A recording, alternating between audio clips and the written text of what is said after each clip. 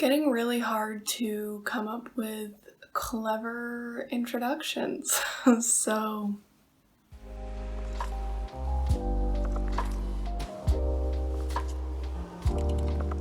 hi, hello, how are you? If you're new here, then it's lovely to meet you. My name is Alex, and if you're coming back, we're best friends now. You already know how this goes. Thank you so much for being here. I appreciate all of you so very, very much. It means a lot that so many of you enjoy watching my videos and appreciate my recommendations and enjoy the books that you end up reading that I recommended to you. I hope you're doing well today, and if not, that's totally fine. I 100% understand that. This has been a really weird summer, so I hope tomorrow is better, and I hope fall brings better things if it was a weird summer for you too. For most of this summer, I feel like I've talked about all of the books that I've enjoyed and read throughout the summer, especially throughout July when I discussed my summer splash experience through my vlogs. So I didn't want to do a reading wrap up for summer in general like I did for spring, just because I didn't want to repeat myself and just talk about books you've already heard me talk about more than once. So if you want to know what I enjoyed in June, you can watch my Women's Prize for Fiction video, you can watch my Good Girl video. Those are the majority of the books that I read and enjoyed in June. If you're curious to know about the books that I read in July and what I felt of them, you can watch all of my summer splash vlogs if you have not already. I did talk about 2 books that I read in August in my Uncarly video, but I will talk about the top 5 books that I read in August just for you. And I hope that's okay with you. And if it's not, that's kind of your problem. This is my channel, So one of the first books that I read in August was Play It As It Lays by Joan Didion. And I read this thin little book with Kat and with Kirsty. I'll link their Instagram/channels down below. They are both incredible creators and really good friends. And I have so much fun talking to them and listening to their opinions on books, so it's been really fun getting to read things together. And we have discussed our new buddy read scheme, and that's to read all of Didion's work. And we started with Play It As It Lays, which is one of her novels. This was a short book, but it definitely hit hard. It dealt with a lot of difficult themes, mostly surrounding mental health and loneliness, particular to the time. And it was just a really interesting read. It was the kind of book that once I finished it, I just sat there and stared out onto the lake for like 20 minutes because I didn't know what to do with myself and my thoughts. But it was a really interesting story, and Didion has a really quite simple but incredible way of writing and telling a story, and I really appreciated it. Of course, she did drop the F slur quite a few times, and this book is a product of its time, so I recognize that, and I recognize that that word could be triggering to some readers. I highly recommend reading this book. I think it was a great place to start with Didion's work, and I really look forward to reading more of her fiction and start her nonfiction. Around the same time as I was reading Play It As It Lays, I needed something light to counteract that, and I was spending the weekend up at the cottage, and my boyfriend was watching season 4 of Stranger Things. So I was in a Stranger Things mood. I wanted something just like horror, but very like retro nostalgia horror. So I read My Best Friend's Exorcism by Grady Hendrix, and this was my introduction to Hendrix's work, and it was so much fun. I love this cover. I think it's fantastic. It's a great homage to retro horror and that 80s horror era. And this is just a fun story that has all the classic elements of a horror novel, but it also has like, it's just funny and ridiculous at the same time. Like so many slasher films are just like so obscene that they're no longer scary because it's just like, okay, this is getting to be seriously ridiculous. But this was just a really fun story, and it's about this girl who gets possessed, and the main character is best friends with her, and she's trying to figure out how to unpossess her. And it's a really brilliant story on friendship, specifically female friendship of the time, and the strong bond you have with your bestie and the things you'll do for them. And it was also a reflection on the fact that like we can grow apart from people, or things can happen that cause distance between us. But there's always a chance that we could come back together, and if we don't, that doesn't mean that our time together wasn't worth it. It just means that things have changed. So I thought that was a really great read. It was really fun to read, and I very much enjoyed it.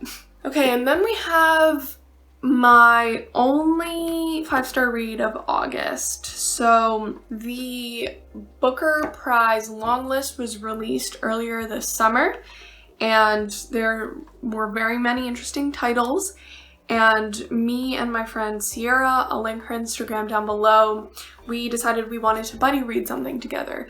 And we kept talking about this book because we were so amazed by the author's work since she was so young and she wrote such an impactful story. So we decided to read Nightcrawling by Layla Motley. So this tells the story of Kiara, who she doesn't live with either of her parents. It's just her and her brother living in an apartment in Oakland, and oftentimes she finds herself taking care of her neighbor's son as well, as his mother is not very present. She struggles with drug problems, and she disappears for significant chunks at a time. And Kiara's having a really hard time supporting herself and her brother and this boy. And her brother isn't taking things seriously. He's the oldest, but he's chasing this rap career that is out of his reach. And he can't hold a job because he doesn't want to. And Kiara's not making enough as a part-time worker at this liquor store. And she's already dropped out of school, so things are getting difficult for her. And then she kind of accidentally stumbles upon Nightcrawling. And through this new development of her becoming a young underage prostitute, she becomes involved with this ring of very corrupt cops within the system in Oakland. And this is like a large ring of policemen that pass around these girls of the night, including Kiara, and they hire them at parties, and sometimes they don't pay them because they're paying her in information or protection instead, when she's constantly saying like, how am I supposed to pay the bills with protection? How am I supposed to buy groceries with information? I just can't. They often threaten to out her, especially because she is under 18, and things just kind of spiral and get out of hand. What I loved about this book is that it's not about Kiara as a victim. It's about her kind of taking her power back, and it was a really, really incredible story. I have marked very many pages down. This is like my favorite things that I've underlined, but like if you look at any page of this book, there are just so many underlinings in this. It was so incredible, and I was honestly quite shocked that it didn't make the shortlist for this year's Booker Prize. I'm pretty disappointed about that. I haven't read any of the other books, but I think that this story is one that's hard to beat. And Motley is 20 years old, so she's the youngest person to ever be on the long list for the Booker Prize.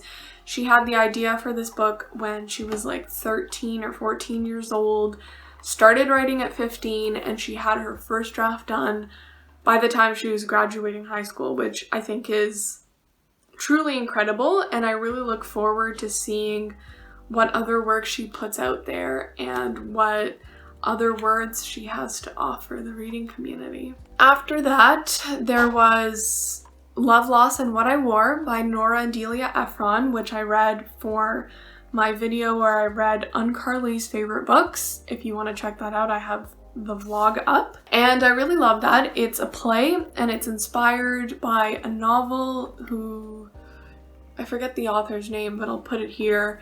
And it's all about women's relationship to clothing and how clothing isn't just some superficial materialistic thing, but it can really change how we feel about ourselves, how we think others perceive us, and essentially how our day goes. Like, it can completely change the trajectory of whatever day you're having. It can change your confidence levels or lack thereof. And I think it was a really brilliant play. So many great monologues and dialogues. I really related to a lot of the scenes, specifically all the clothesline scenes. I thought those were really fantastic. And I highly recommend it. Carly is the only person I've ever heard speak about it. My friend Sally, I'll link her channel below too.